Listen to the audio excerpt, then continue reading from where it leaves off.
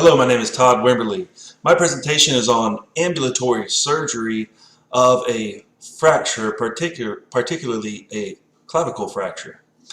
The course is Evidence-Based Practice 2 for the BSN program at Florida State College at Jacksonville. My professor is Dr. Susan Poole. Ambulatory surgery is surgery that is performed in an outpatient setting.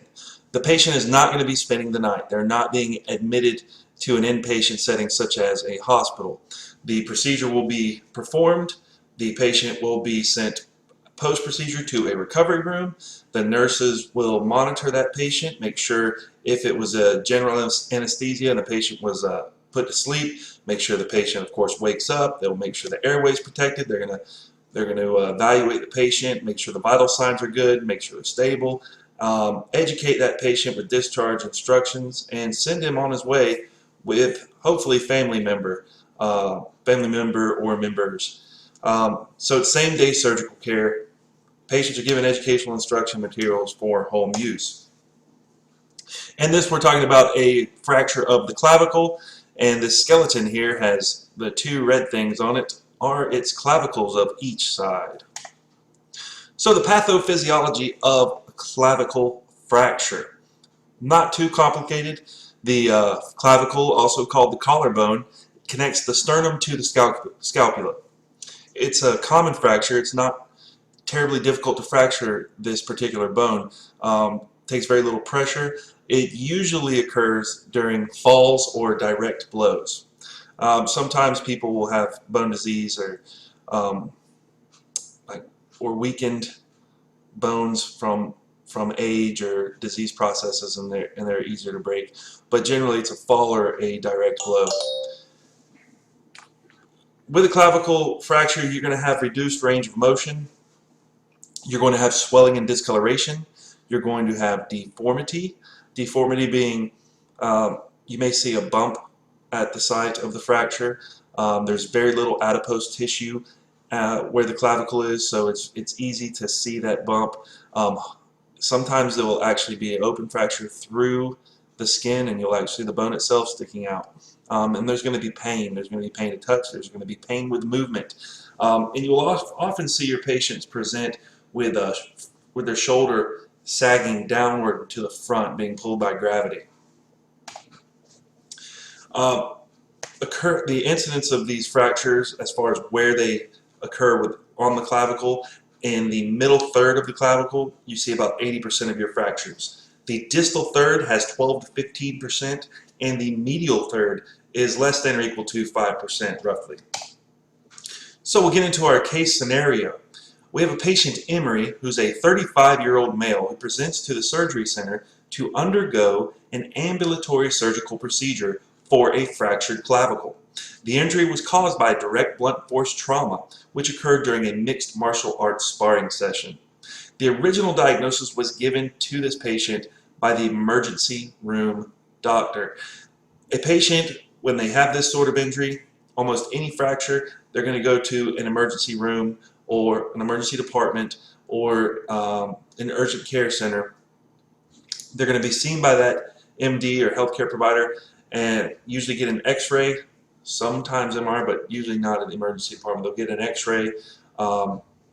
The emergency physician, in this case, diagnosed him with a broken clavicle after he saw the x-ray report and the other signs and symptoms, and referred him to an orthopedic surgeon. So now the patient presents to this outpatient ambulatory surgical center after he's already been referred and spoken with the surgeon, and he, of course, has been NPO, has been told what medicines he can and cannot take prior to the surgery.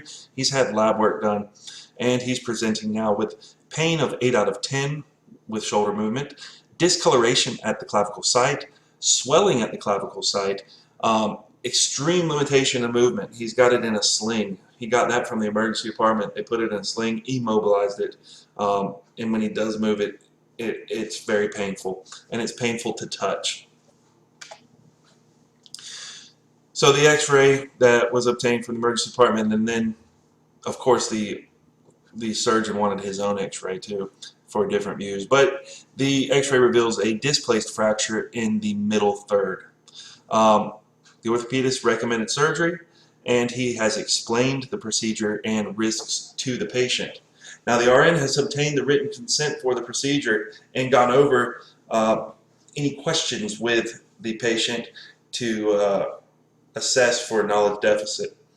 And the patient's current vital signs, which were taken by this RN, show a pulse of 79 beats per minute, blood pressure of 128/76, SpO2, his O2 sats 98% on room air, and he has a 98.4 temperature Fahrenheit. So his vital signs are looking pretty solid. His lab values, we see a hemoglobin of 15, a hematocrit of 45, a PT of 12, and an INR of 0.9. White cells are at 9,000. Now, nursing interventions pre-operation. The patient is, we know that from the doctor told us this will be general anesthesia. This will be a general anesthesia procedure. So they're going to put the patient to sleep using medication. So the perioperative RN will have to perform the following interventions. First, the RN needs to assess pre-op and post-op patient knowledge. Patient anxiety can be reduced with teaching. The nurse must assess this patient and find out what the patient understands and retains about what is going to happen in the surgery, what is going to happen after the surgery. We need to help explain to them what things are going to look like, what they're going to hear, see, feel, what expectations we have of them coming out of the surgery. In this teaching and talking through it and familiarizing them with the process can reduce that anxiety. We also need to assess the emotional status of the patient. Anesthesia is difficult enough to manage, but it's even more difficult to manage when you have a patient who's extremely anxious and fearful. Some interventions we can do here after we've assessed the emotional status. If they do need to be calmed down, we can do therapeutic touch, guided imagery, deep breathing, relaxation techniques. And then we need to monitor the patient's status. Negative patient outcomes are associated with patient non-compliance, so we need to make sure that that patient was NPO as ordered at midnight prior to the surgery. We need to make sure any medications that this patient was told not to take, he didn't. We need to find out if he drank alcohol. We need to find out if he took any other kind of substances, any kind of drugs. So we need to make sure this patient was compliant. We don't want to put the patient in danger. We don't want to put this procedure in danger. So critical thinking. What is the purpose of ordering blood tests prior to the surgery? And the other question I have for you is, do the results showed in the previous slide when we had the lab values, do they indicate any potential risk for this patient concerning the surgery? You can pause this video, think it over, and I'm going to go to the next slide. Just start it up and we'll discuss the answer. So the answers, while many professional groups recommend preoperative complete blood count CBC testing, the recommendations are based on either expert opinion or low-level evidence. If the patient does not have a significant history of chronic conditions and presents without symptoms, which would cause a practitioner to suspect low hemoglobin or hematocrit, then tests are not necessary. But healthcare providers feel more comfortable going into the surgery with a baseline knowledge and having that CBC result in hand. All our above results are within normal range. But if the hemoglobin was low, the patient would probably require a blood transfusion prior to the surgery. If the white blood cell count was elevated, it may indicate some sort of infectious process is going on. In the case of a healthy patient without a known coagulation disorder, coagulation testing may be ordered. The surgeon might order it to see if they can reveal a previously unknown risk for bleeding during the surgery. But really there is no evidence that states that there is no evidence that supports having these tests per surgery, but this is based on expert opinion and general practice. It's done. They want to know, does this guy have a bleeding disorder, even if it doesn't show in the patient history or the patient doesn't present with signs and symptoms of a bleeding disorder. They want to know what their white cell count is. They want to know what the red blood cell, they really want to know what the hemoglobin hematocrit is. They just want to know. Now, in our patient's case, the vital signs and the lab results indicate that this patient's healthy and there is no increased risk to this patient based on his blood results or his vitals. Vitals are great, blood results are great.